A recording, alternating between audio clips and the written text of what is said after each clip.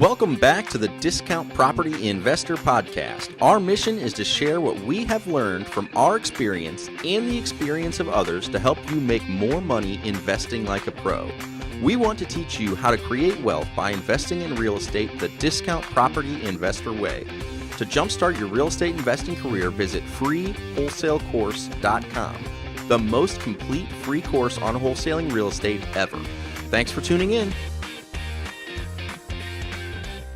Welcome back to the Discount Property Investor Podcast. This is your host, David Dodge, and today I'm bringing on one of my good friends and a special guest. I just met Greg at a mastermind event recently in Mexico, and we got the honor of sharing a 2-hour car ride from the event to the airport and really got to know each other and got to catch up on all things real estate. So let's please give a good welcome to Greg Helbig. Greg, what's up, brother?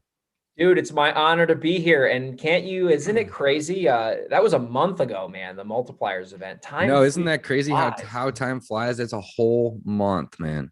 Scary, man. It was a great time though, man. It was an awesome time meeting you. And you know, it was my first year at that event. And man, it was life-changing. It was a great time. Yeah, there's no event like it, man. There's really not. I'm really happy that you're a part of the group now, Greg. It's an amazing thing. So I'm excited. Guys, Greg is very unique. For one, he's a young guy. He's 25 years old and he's crushing the game. All right. Now, Greg lives in San Diego, California, literally my favorite place on earth. I love it there so incredibly much. But he does the majority of his real estate investing out of the Hudson Valley, New York area. And Greg, fill me in again on where Hudson Valley is. It's how close to like New York, like Manhattan is that? Sure. So it's in the suburbs of New York. So we're about 45 miles north of the George Washington Bridge, which is in Manhattan. So okay. Where it's in an interesting area. That's where I'm from. I moved to California like 3 years ago, almost 3 years ago now. So I still go back to New York all the time, every, month or two, I'll go back because I love a family and friends there. But it's a unique market where, some counties in the Hudson Valley, you got $700,000 ARVs. Some counties you got, $100,000 ARVs. So you can really cover a lot of ground there. And it's a very unique market to where I think we're going to get into this. Like there's attorneys involved. So there's a little bit more of a barrier to entry. And it's a great marketplace. I really enjoy it. Really enjoy working there. And it's like, there's no place like home, as you know. Yeah, that's right. I still live in my hometown. I'm trying to get out of here as well, buddy. But I love it. So Hudson Valley, that's basically where you grew up, right? Were you born there? Yeah, I was born there, raised there. Still spend a good amount of time there when I'm not in California. And it's interesting. I moved to San Diego in 2018. And I was so tired of New York. I hated it. Oh, it's cold, it's snow. And when you move somewhere else, like it's always like you think the grass is always greener. I really like California. It's an amazing place. But every time I go back to the Hudson Valley, I'm like, man, this is, I'm from here. I got my roots here. I know everyone here. So yeah, it's a beautiful area. I love the Four Seasons and it's just got so much to offer. Yeah, that's one thing that you don't get really so much in San Diego is the Four Seasons. One season, man. It's 70, one season, just nice. All 70 degrees out right now. Yeah, all year round. I love it. So Greg is a wholesaler, a fix and flipper, and he does some buy and hold real estate investing. He's doing a lot of sales and direct marketing, right? Or you're not buying stuff off the MLS, are you? No, I've never. It's funny you say that. I'm in escrow right now on a rehab or a burr. I'm not sure what I'm going to do with it yet. And it was on the MLS, but they got a mailer from me. And I made him a crazy low offer. And I'm like, there's no way they're taking it. And they're taking it. So if that ends up getting to the finish line, that would be my first MLS deal, but it was still from my marketing efforts, which isn't that crazy, man? Yeah. My partner and I, we've been buying close to 100 houses a year for the last about, I don't know, call it 4 years. Yeah. And like 2 or 3 of those typically are listed properties. The majority of them are off market. It's just going direct to seller in our business is just the way to go, especially if you're wholesaling. Can you wholesale a listed property? Absolutely. If you get it low enough, right? Yeah. But it's hard to get it low enough. Typically it's hard to get it low enough just to be an investable asset, right? Let alone getting it good enough to be able to then take it and sell it to somebody else and still have meat on the bone for them and you, right? So Yeah. Oh yeah. That's the thing. If it's listed, yeah, you gotta steal the house, man. You gotta steal that house or maybe sell it on terms or something. But yeah, you gotta, it's possible, but you really you gotta just get it. You gotta get something unique if it's you on the got to market. get it. Yeah, you got to get it You gotta unique, do man. something that's gonna make it stand out. But yeah, I mean, all that stuff. I used to just be a wholesaler. And then I started to realize that there are opportunities where, man, if I closed on this thing, I'd make triple the profit with not that much more effort involved. Started doing that. And then I realized, oh my gosh, I mean, I'm paying a lot in taxes now. I got to get some rentals so I can offset that. So now, thanks to your book and some other people, I've really got turned on to this BRRRR method. And I'm in the middle of actually going to reposition a vacant mixed use building by doing the BRRRR method. So Nice. we're going to close that. Yeah. In a couple months. I'm looking forward to that one. I'm looking on to do a mixed use BRRRR right now myself, man. That's funny that you say that. So yeah. And thanks for the kind words, man. The book, it's funny, but sometimes people will say, how does it stack up to the Bigger Pockets book? And I say, honestly, I have no idea. I've never read that one before. I just know from my own experience doing this about 100 times, this is how I do it, so there's probably other ways of doing it and better ways, maybe even for all I know, who knows. Right. But that's just from, my experiences. And we've probably done close to 120, 130 BRRRRs. And we're trying to do, probably about another 50, I'd say, before 50 to 80 this year, right? Still this year. We got a couple under contract as we speak. I think we have 3 under contract. So, man, the BRRRR method is one of my favorite things. It really is. It makes so much sense because I remember I used to like, oh, I got to put 20% down and then save more money. And the whole BRRRR thing, I remember when someone taught me the strategy, I was like, oh, it's it's basically rehabbing, but instead of selling, you just go to the bank and have them cash you out. And I was like, wait, I have all my money back now. I can just go do this again. So yeah, it's brilliant. It's a brilliant strategy. I love it. Well, Greg, one of the things that really I'm trying to think of a good way to describe it, but I guess one of the things that I was really ignorant to in the true definition of ignorance, I didn't know, I had never really been educated on, was the whole closing attorney process. So if you don't mind, I'd like to kind of talk about that just really quick, because I think that's going to provide a ton of value to the audience. And the reason that Greg is the guy to talk to about this, because he has to deal with these closing attorneys to do his deals. New York is a state that requires closing attorneys. Do they even have title companies up in New York? You do have them, but they're just a part of the transaction. They don't control the transaction. So you basically have to do both, right? Yeah, it's so expensive to close. Yeah, I mean, it is insane to close because of all that. So yeah, you have you have title companies, and then you have attorneys. Really, David, the title company in New York, their only job is to literally provide title and municipals, which is the town record of all. They just give you the docs for the right. That's all they do. Yeah, they just do that, and then they show up to the closing and they just provide the policy, and that's it. I mean, the attorneys are the ones who do the whole actual wheeling and dealing of the transaction in our state. Okay, so I just did a quick Google search for which states require an attorney, right? And it says several states have laws on the books mandating the physical presence of an attorney or other type of involvement at real estate closings, including Alabama, Connecticut, Delaware, DC, Florida, Georgia, Kansas, Kentucky, Maine, Maryland, Massachusetts, Mississippi, New Hampshire, New Jersey, New York, North Dakota, Pennsylvania, Rhode Island, South Carolina, Vermont, Virginia, and West Virginia. Holy cow. I thought there was 3. There's 20. Yeah. Holy cow. I did not even know this, man. Yeah. And again, I feel like I'm going to learn something new here, because it's so let's just talk really quickly about how it works for me in Missouri, right? And I guess basically the other, 30, 35 states that don't require the closing attorney, right? So we have the option to go hire a closing attorney, but it's not required. So why would we want to do that, right? So I typically tell my students, hey, let's go find a title company and find one that's investor friendly, because they're going to basically, help you with this transaction. Title companies are like personal injury attorneys. They only get paid typically if they can close the deal for you, right? So they're going to go to work on your behalf for free, basically hoping that they're going to close the loan. And if you don't know a whole lot about title companies or how that process works, go walk into one. They're like on every corner, and go meet the people there and basically make them your coaches. Because again, they get paid when you close a deal. So I tell this to all my students, like, hey, go find a title company that you want to work with, make a friend over there, and basically turn that person into a coach, and they're going to be able to help coach you through the closing process. Now, this is about Greg, not about David. So I want to speed this up.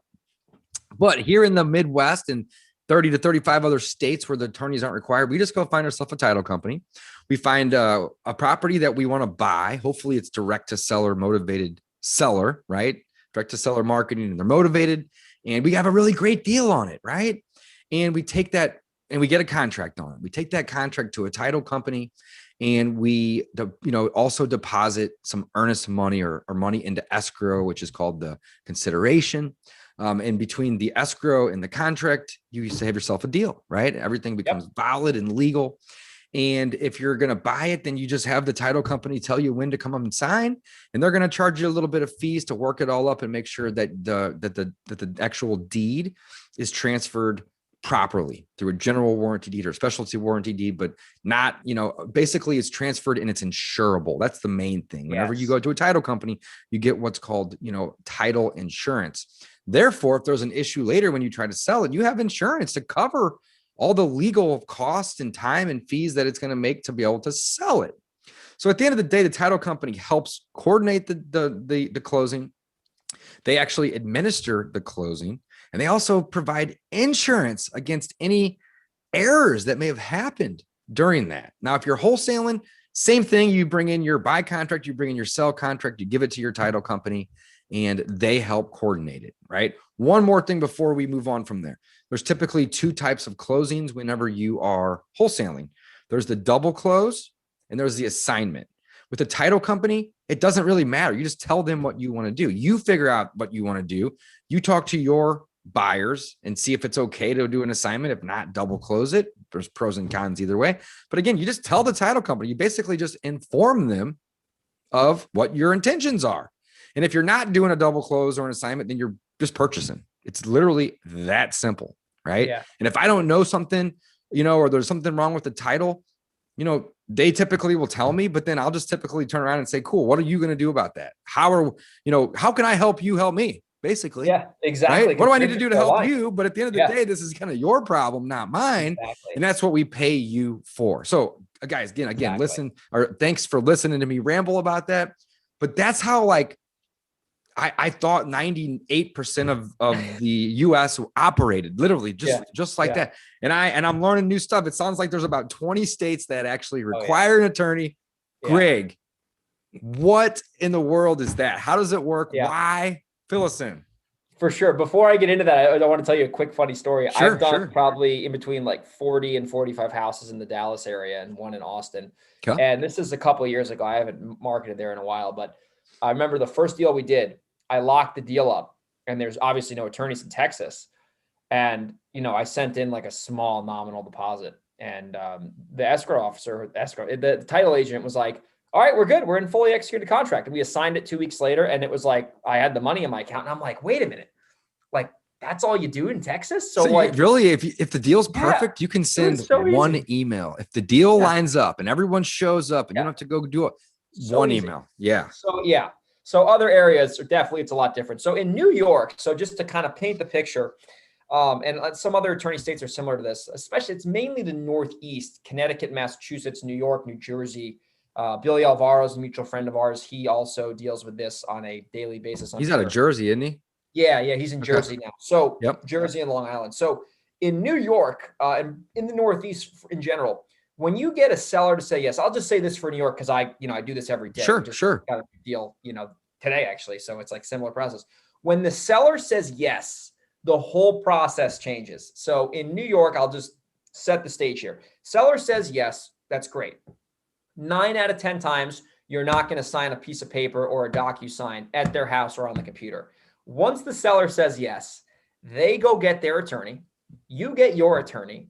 The email. So hold on, I got to interrupt, man. I'm so sorry, but I pick my brain. I can't hold back. So how do you send an offer or make an offer? Is it always done verbally, or do you actually send something? Yeah. Yeah. So you don't ever really send a contract to them and then they sign it and send it back. That's not with a wow. seller. Okay. No. So I didn't mean to Once in a interrupt, while. but Yeah. that to me is just like, what? Holy Once in a cow. I'm while. sending offers all day. Contracts Yeah. are going out. No. Okay. No. Interesting. Once in a while, you'll do that. So if it's a deal, so I'll give you an example. If there's a property owner and they're like, I don't want to buy it, I want to wholesale it, I will tell them full transparency, hey, generally use an attorney. I want to put this under contract with a 10-day inspection period, and I'm going to try to sell this to another investor for a profit. If I can't sell it, I'm going to cancel this contract. We don't need to get the attorneys involved now because it's going to cost us both time. So let's give ourselves 10 days. I'm sorry? And money. And money. Yeah. Yeah. So we'll give ourselves 10 days.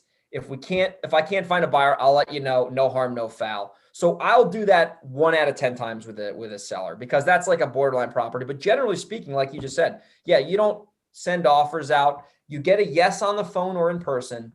And then the next steps are the attorneys communicate via email for the most part. And then the seller's attorney. And are you CC'd on all this stuff or no? Yeah. I'm CC'd on this. Yeah. So the seller's attorney prepares a contract. And this is why I love New York, because there's a big barrier to entry there because nobody wants to do this. So it's not as competitive as a San Diego or as a Dallas or something because it's kind of hard to get deals. So the seller's attorney sends a contract to my attorney. My attorney sends it to me. I review it. A lot of the times there's like a lot of tough language in there. Like you have to put a huge deposit down anywhere from $1,000 to $10,000, which is very normal in my market.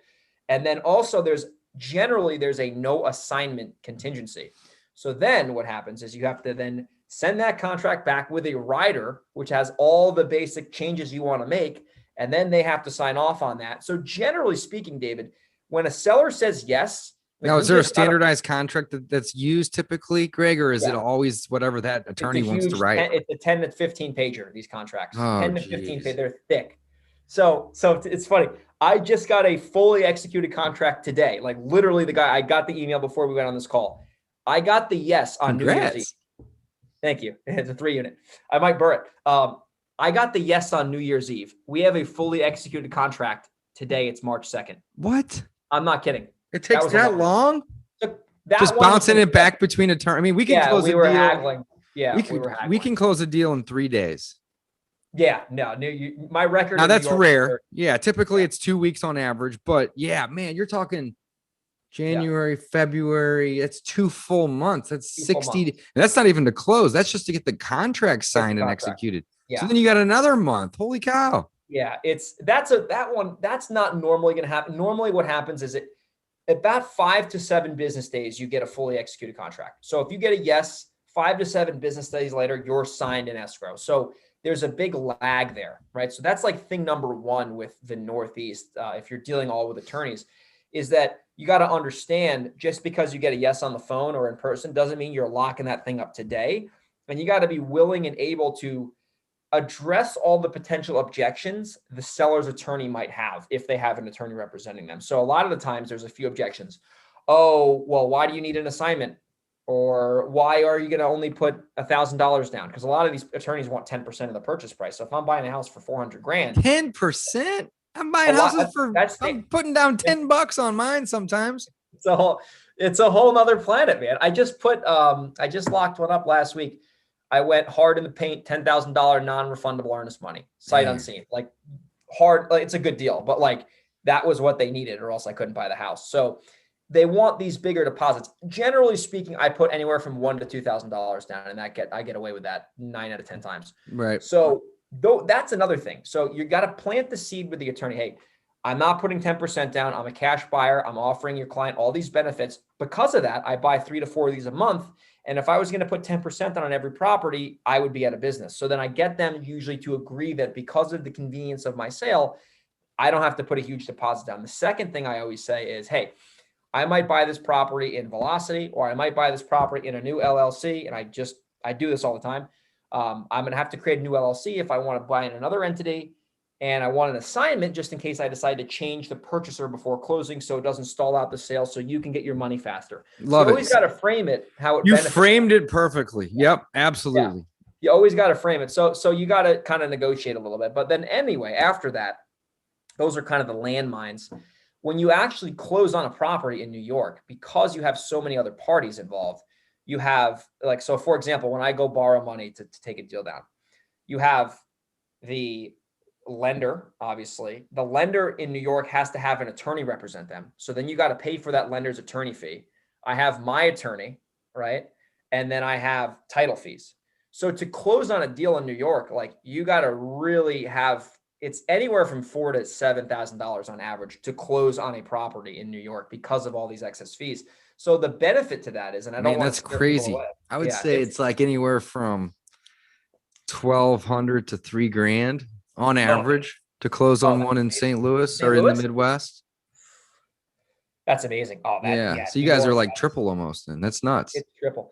The benefit though is, and that's crazy. I mean, I wish it was that cheap. The benefit to New York is though, when you get in escrow, I call it escrow because I'm in California. I do deals out here too. When you get in like an agreement with a seller and you have a fully executed contract, it is impossible for someone to screw you on a deal. Like it is absolutely impossible for another buyer to go behind your back. When you go in contract, you are in contract. You have attorneys representing you. So like we do some monster wholesale deals and we do some monster deals where we're going to close on them. And we cannot get our like feet taken out from under us. Yeah. I like that a lot. It happens occasionally. It's kind of rare, but it really depends on how much rapport you build with your sellers, but it can happen. But in your guys' case, you kind of eliminate the possibility of it because it's like they're low unless they have multiple attorneys representing them. And even at that, I'm sure that there's ways to kind of to figure that out. So holy cow. So where does the title company fall into the closing with the attorneys? So the title company in New York, all they do is they just make sure that the title is insurable, like you explained earlier. Like they make sure that there's, clean title, the deed is correct, and the deed transfers are going to be correct. They provide the title and the insurance policy. And then in New York, this is a little bit different. I don't think this happens in St. Louis. Basically, every town that, obviously you have properties in either a city or a town. Every town and city in New York has their own, it's called a municipal search.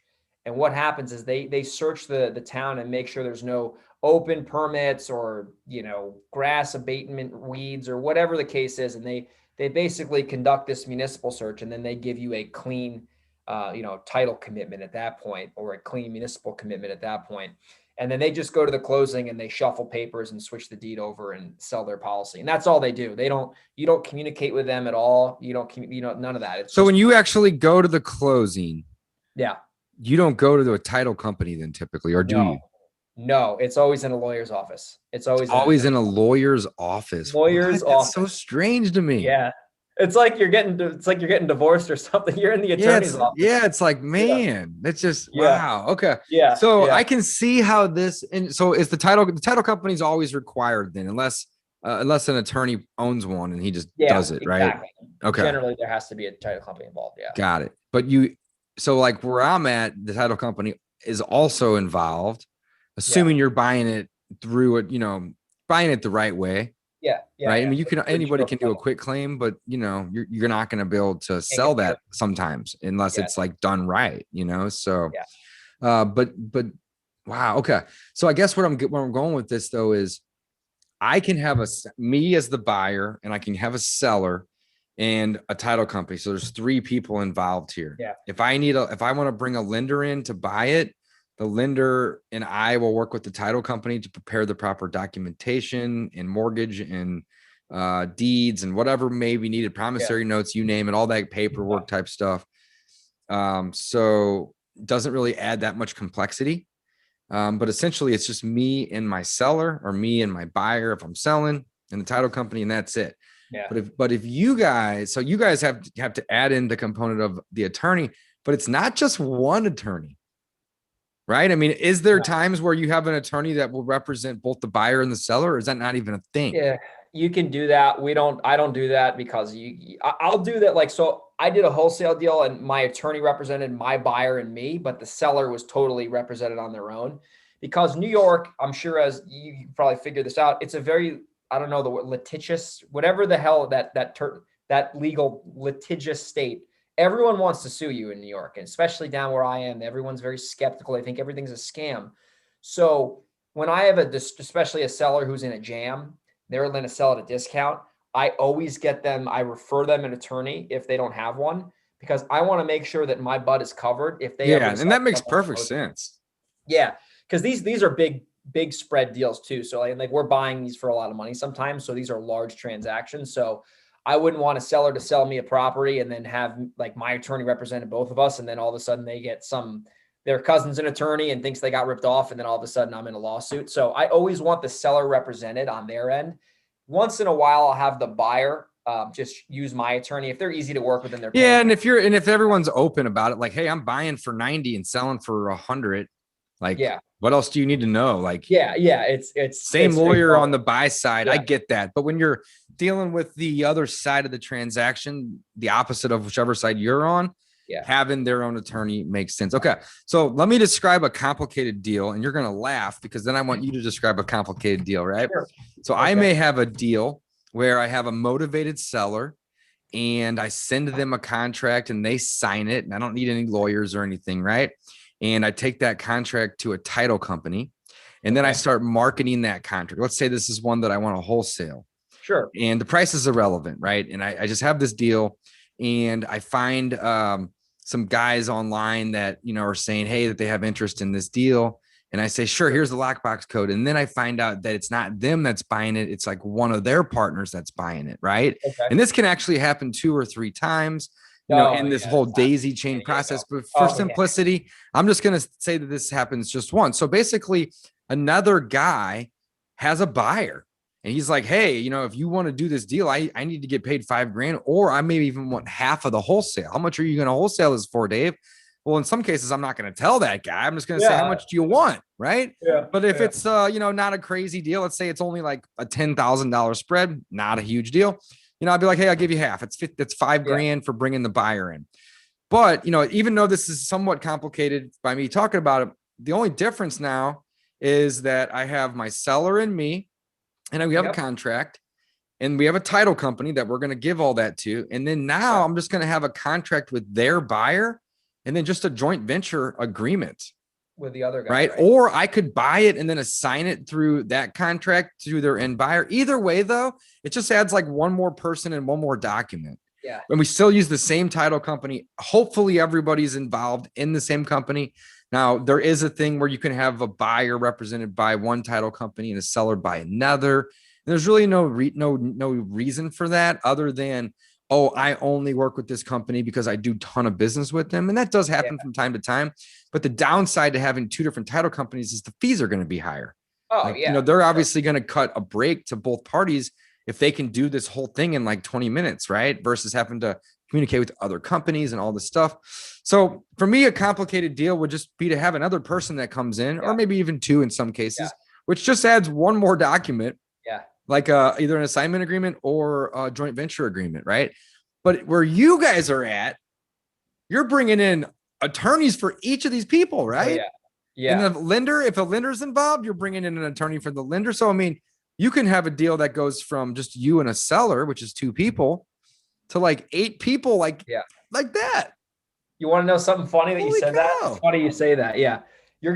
I hope you're sitting here because you might fall out of your chair after you hear this. So I mean, obviously we wholesale the different types of buyers. Cash buyers are normally the easiest to work with for obvious reasons. Mm-hmm. So, I mean, we've done deals. I mean, I can't even remember at this point how many we've done, but where the buyer, because it's expensive in our market. So the buyers get financing, they get hard money.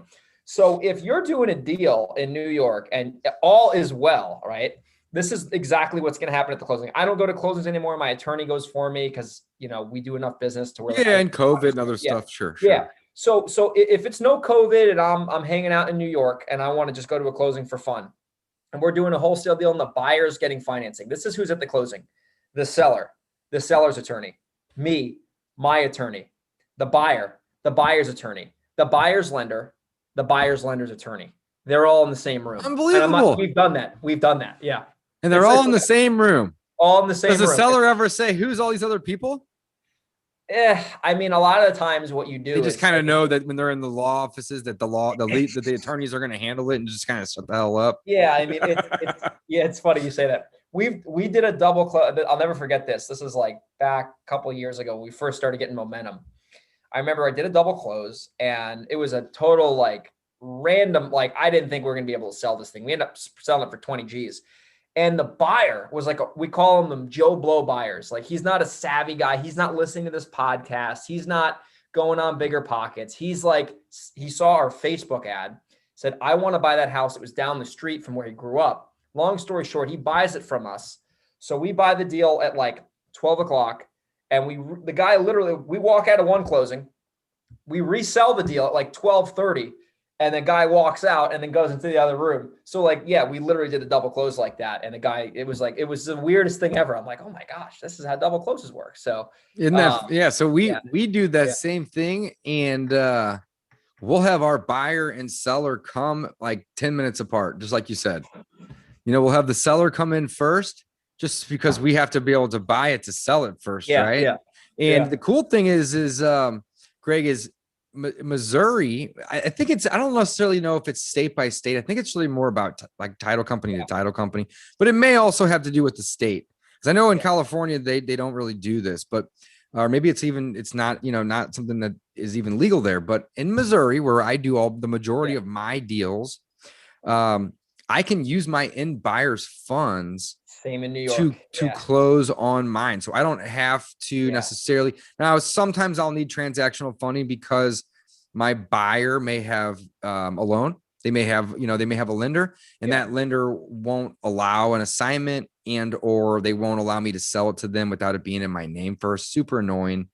It does happen from time to time, but most of the times, if I got a deal at 140 and I have it sold at 150, what I'll do is I'll have the buyer come in first and fund the deal. And I'll have him come in 30 minutes before it and sign all the paperwork.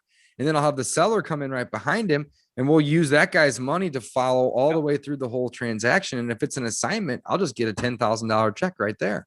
It's amazing. That is amazing. In New York, we do that. We do the double closes like that. We actually prefer to do that because, when you assign a lot of the time, like, I mean, if we're assigning something for 50 grand, like a lot, if we don't know if it's a buyer that we're cool with, like I did one last week for 33 and it's like my friend, but if I don't know this guy and he sees I'm making 50 grand, he might have a problem with that. Especially in New York, people like to count your money. So to mitigate that, we always generally do that. We'll do a double close where the buyer, my attorney's a ninja, man. He just does it. I mean, you can do it in New York legally. I'm not an attorney, by the way. This is not legal. Sure. Yeah, we can. We do that. It's so much easier because you don't have to, like, you're technically the owner for 2 seconds. And I mean, I love doing that if I can, because it just makes everything cleaner. And sometimes when I can see how the assignment though, Greg, would be very, very, very valuable. Yeah. If you have a closing costs of $4 to $7 grand on both sides not on double closing. Okay. So there you go. Loophole. Yeah. My attorney is an absolute black belt when it comes to this stuff. So basically, because you're basically like, it's almost like when you throw a rock and it kind of skips on the lake for a second, you're like skipping title kind of. So you avoid like the mortgage recording tax, you avoid like the buyer takes all the closing costs. You just pay obviously the legal fee. And then just the transfer tax basically for the attorney. Small transfer. And when I say tax, I don't even necessarily mean a government tax. I'm just saying like the cost to just transfer the thing over real quick. Well, that's cool then. That saves you guys a ton because man, if you're spending, $4, $5, $6 grand and then you have to turn around and do that. Not on double closings. No. Hey, let me ask you this. So are you, whenever you're buying, cause you're on both coasts, you're doing deals in California, you're doing deals in New York. Are you typically paying the seller's closing costs?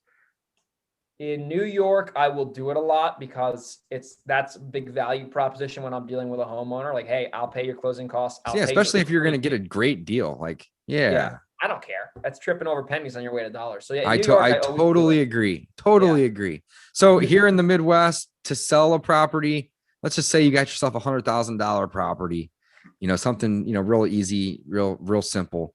To buy it, you're looking at maybe $800 to $1,000. To sell it, you're looking at probably $300. So when we say, hey, we will pay your closing costs, I'll be able to negotiate somebody down 3, 4, 5,000. We did it today. We got a guy down $8 grand on an offer that we made. We were going to buy this duplex for 130, and we got him to agree to sell it to us for 122,000. However, we were going to pay all of his closing costs.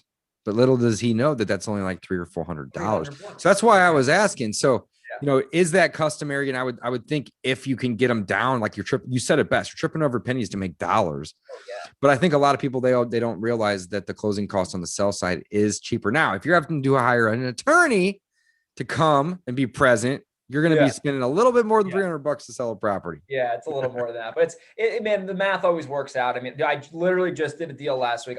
There's 2 examples I can share. It was I was supposed to, a realtor didn't do me well on this. I was supposed to make 50 on the deal, but she basically hosed me and I ended up only making like 32 on it and still had to pay commission, but I digress.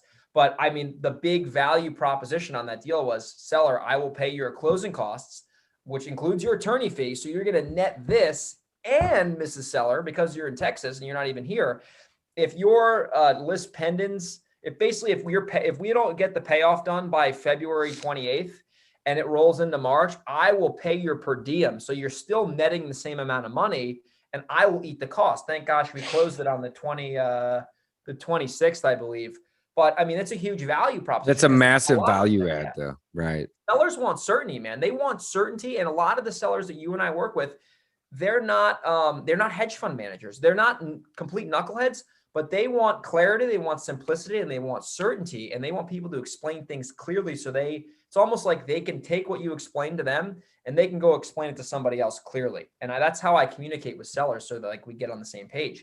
And yeah, paying for their closing costs is a huge value add, because they know their net price is their net price. You know what I mean? Like that's how I get the deals, David, because I try to communicate as best as I can with these sellers and just be like a true problem solver for them. Yeah. And that's really what it comes down to, man. I tell this to everybody. I'm like, as an investor, I only really have like 3 things that I can offer people. Like, that's really it, right? Like I can offer cash, I can offer quick, and I can offer as is. And that's really it. Now there's other things I can obviously do. I can offer to pay the closing costs, and I can pay for a moving company to come, and I can do this and that and this and that.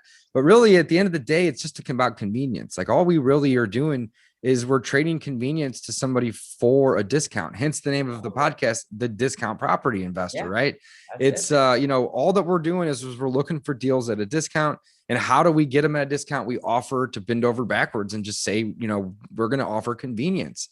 And the funny thing is, if you learn how to buy a property at a discount, which obviously you're a pro at, Greg, I'm pretty good at it myself, done it about 650 times at this point. You all the doors open for you. Oh, you know what I'm saying? So if you want to wholesale it and you got it at a good price, that's an option. If you want to rehab it and flip it and get full retail, that's an option. If you want to, turn it into a rental, hopefully with little to none of your own money, which we like to call the Burr method, right? You can get all of it back. That's an option. But if you don't buy a property at a discount, none of those doors are open to you guys. None of them. So you really, first step in learning about how to become an investor, and it doesn't even have to be a wholesaler specifically, guys. If you just want to be a landlord or a fix and flipper, that's fine too. But the first thing you need to learn is that this is a marketing business. You want to find these leads, you got to learn how to get good at marketing. And once you close the deal from your marketing efforts, then you become an investor. Boom. But not up until that point, right? I hope everyone rewinds the last 2 minutes of what you just said, because I wish I knew this when I got started 5 years ago, or almost 6 years ago now. Time flies, because I thought I was a real estate investor, David. I did not know that I was in the lead gen and conversion business. And because of that, I'll pull this book out real quick. I started studying marketing. There's a book called Over Deliver by Brian Kurtz, who actually has been on my show. I haven't read that one yet. Oh man, you'll love this book. And it's the better you can get at marketing and communicating, which is what we're doing right now. At just being a good communicator, you're going to make so much more money, because you're going to get people to see your side of the table.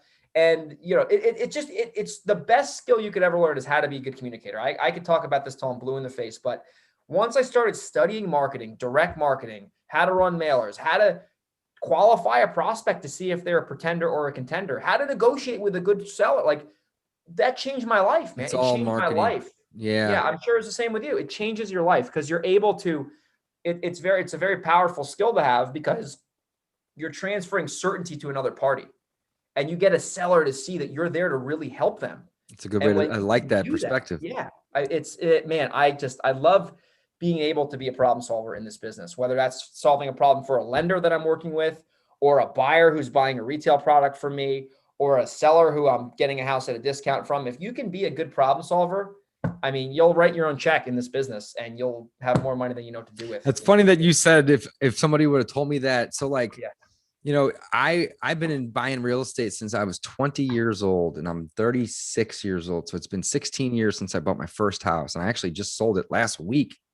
No way. Cashed a six-figure check on it, buddy. Yeah. Oh, that's what I'm talking about. But now we're talking. But the thing is when I first started buying, I didn't know anything about these motivated seller people, right? I didn't realize that there were these people that would like give you their property at a discount in exchange for all of this convenience that you can offer, right? And I spent the first 10 years, Greg, buying retail. Basically, I was buying about a property a year for the first 10 years as a rental. I've never been that good at saving money. So I just, once I save up 20, 30 grand, I just try to go find a house that's worth 100 and get a loan on it and park the cash, right? Just kind of park the cash. That way I can't spend it, right? In the first 10 years of my investing career, I did about one a year. I think I got to like 11 houses by the 10th year. So maybe I did 2 1 year, but basically one a year, paying full retail. And 6 years ago, I learned about these motivated seller people, guys. And I haven't paid retail for a house since. And I bought 600 houses since then. So, whenever people say, I don't know how to find motivated sellers, well, that's fine. We can teach you that. But when they say I'm having, I can't find them. Well, the answer to that problem is you're not doing enough marketing. Do more marketing. So true. If they're not finding you and you're not finding them, the simplest way to solve that solution, guys, is just to do more marketing. Now, marketing typically requires time and money. There's ways to fully outsource it towards you just pay for it, but typically it's going to be a time-consuming thing and it's going to be a costly thing. Yeah. But the return on those two efforts are sometimes they can be 100x, guys. Literally 100x. That's such a nugget you drop there. Once again, I hope these listeners rewatch this episode, because if they just take 1 or 2 things that we're talking about now, it can change their whole life, especially with the marketing stuff here. If you're a new investor and you don't have a lot of money to spend on marketing, look at everything you're doing as a return on your time and effort. Like when I got started, David, I didn't have a lot of money. I was 20 years old. I was in college. I had 2 G's in the bank. I sound like one of these like seminar stories, right? But it's true. So I spent a lot of time and effort on getting leads, right? So I would put out bandit signs. I would, door knock and all that stuff. So I looked at like, how much time would it take me to get a deal, to earn money, to then invest that money back into marketing? So if you're listening to this right now, you don't have a lot of money, figure out how much time you can spend every week on the activities that actually move the needle, and then track and monitor those activities to see what results you're producing. Yeah, create a scorecard. You got to track it somewhere. If you don't track it, you're never going to get good at it. You got to score yourself. And if you're doing bad and your scorecard's showing it, you know what you can start to diagnose to get to the root, right? Like if you don't know what's working, you don't know what to fix. You know what I mean? And it took me years to realize this, David, because I was going out there, always motivated, always hungry. I'd get a deal every once in a while, but I had no system. I didn't have KPIs. I didn't know how to, profitably spend advertising every month. And like, you know what I mean? Now I could spend money on ads and I'm like, oh, I'm going to get a 4-to-1 ROAS on this because I know the numbers. But it took me years to figure that out. The numbers. Yeah, exactly. Yeah. One thing that I really like that you said, Greg, is that you got to track it. You got to have a scorecard. You got to be consistent, right? So whenever we bring on a new student, I say, hey, here's the deal. You are not allowed to just do this on Saturday. It's not, you're not allowed. Here's why. No. If you miss this Saturday because you have a wedding, and then the next week, like something bad happens and like you now have a funeral to go to on that Saturday, you're 3 weeks out from getting anything done.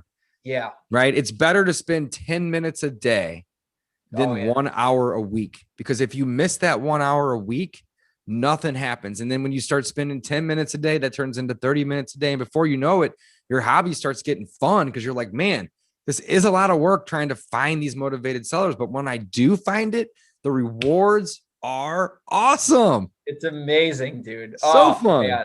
I'll never forget my first big, reasonably sized deal. It was off a mailer. I made $15K on a wholesale deal. I was 21, I think. And I was like, dude, that's a home run. It was 21. It was a big deal, man, because it proved my concept to my parents. And then I remember we went out to dinner And it was just like euphoria, man. And I'm like, oh my gosh, like this is amazing. And then obviously ever since then, hundreds of houses later, like, you know, just starts to become a rhythm. But if you're new and you're starting and if you want to think this business is worth it, I can tell you right now, 1,000% worth it if you do what David said and actually do the work consistently. Yeah, just consistently. I love it. Man. Hey, Greg, tell us about your podcast before we wrap up. Pave the Way podcast. I want to hear about it.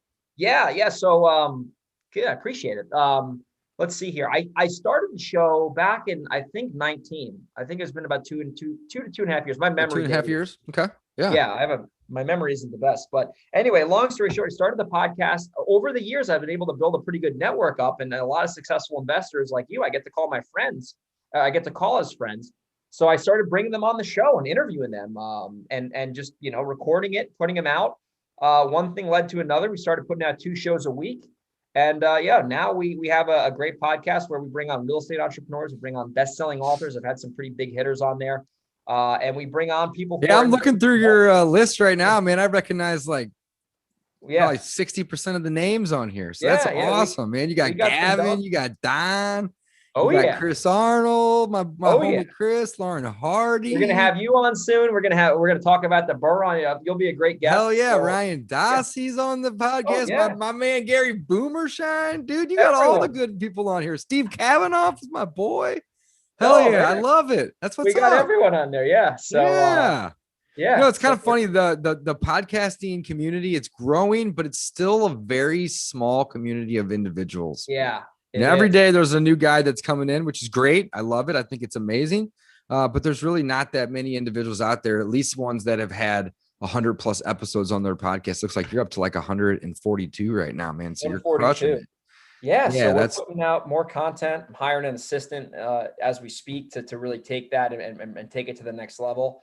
Yeah. And I really it's a way for me to honestly give back. I mean, I started in this business. I was 20. I'm 25 now. There's a lot of people, I think my age, who want to be real estate entrepreneurs. Maybe they went to college and they weren't happy with it or whatever, and they want to find a way to do something different. And hopefully my podcast can be a big resource to them. And it's a great networking tool for myself. I mean, I connect with some high level guys, and we were able to add value to each other. I had our buddy Chris Craddock on the show this morning, actually. And love Chris. Yeah. Is he talking about turning the trash leads into cash leads? Yeah. We're talking. Yeah, that's his thing, man. He loves it. I love it. Yeah, that's his thing, man. He's helped me with that. Yeah, he's helped us with that recently, and we haven't really gone full into that mode because it is a lot of work. But what we are doing though is we know, you know, that we have that tool in our belt, right? So if we get somebody on the phone they're only going to be considering a retail play, cool. Don't just like say, oh, thanks, have a great day. Like, okay, cool. Like, guess what? I got an agent that, you know, would love to help you sell this property. And you know, his whole approach by not trying to go in with the 6-month listing agreement and, you know, just doing like a couple weeks and having the scarcity effect, meaning like it's not just on the market for anybody to go look at it. Like you have to schedule times to view it, or just have windows, you know, this Saturday from 12 to 3, anybody and everybody can come. But then what happens is people come and there's other people there. Yeah, he has a very, very good approach. I really like Chris's his model a lot. We got a lot of guys on there. So yeah, I mean, that's the show. I mean, it's been cool. I mean, I've gotten a lot of great feedback on it, and you know, it's out there to help people, you know, and be a good resource. I try to bring on a lot of experts in certain topics. I've had some Burr guys. I think you'll be a big asset to the show too. We'll have you on here. We'll unpack the Burr on my show, and yeah, that's like a great. Let's do it, baby. Yeah. I'm ready.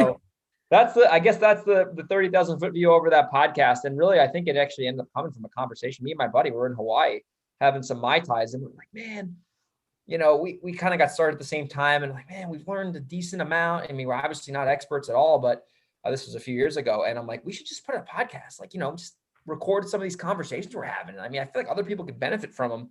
That's kind of how it started, you know, initially. Now it's turned into like that's kind of how my podcast, this one here, started with my partner, Mike Slane. Same thing, you know, it's like, man, we're learning stuff as we go, and it'd just be really cool to just kind of share that information and just kind of, and we try to have fun, man. You know, on all of our shows, we try to have as much fun as we can, you know, just kind of joking with each other and, you know, talking about different things. So I love it. Right. Greg, thank you so much for coming on the Discount Property Investor podcast. I'm honored to have you here. I'm grateful for your time today. I really do appreciate you.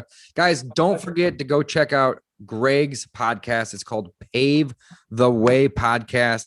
Greg's a young guy, but he's got about 5 years of experience under his belt, hundreds of deals, multiple 6-figure deals. He's doing virtual burr, flipping, wholesaling. He's in multiple markets. I mean, just he's the real deal. I love this guy. He's the man. Greg Helbeck, Helbeck for anybody that's curious. Pave the Way podcast. You can also go follow Greg over on Instagram. And your handle is Grego_37, right? Yep. That's what's up. _30. You're like a mind reader, man. You know all your stuff, man. You do your what's homework. up. Yeah, just search Greg Helbeck in Insta. And there's a link to his podcast right there on his page. There you go. And then, of course, Pave the Way podcast, guys. Check it out for sure. Greg, thanks again for coming on. Thanks for not only educating the audience, but educating me as well about this whole closing attorney thing, man. It's so foreign to me, but I just did the math, and there's 22 states in the U.S. here that require it. And honestly, before this episode, I thought there was like 2 or 3. I thought it was so rare, but man, like that's basically like half the country. So if you guys are not in a state that requires one, now you know, just like me. I love it. All right, guys, thanks for listening. Greg, thanks for coming on. Until next time, signing off. Thanks for listening to the Discount Property Investor Podcast. If you enjoyed this episode, please like, share, and subscribe to help us reach a wider audience. To jumpstart your real estate investing career, visit freewholesalecourse.com, the most complete free course on wholesaling real estate ever. We would also appreciate it if you left us a review on iTunes or Stitcher. Thank you in advance for your support. And remember, you make your money when you buy, you get paid when you sell. Now let's go build some wealth.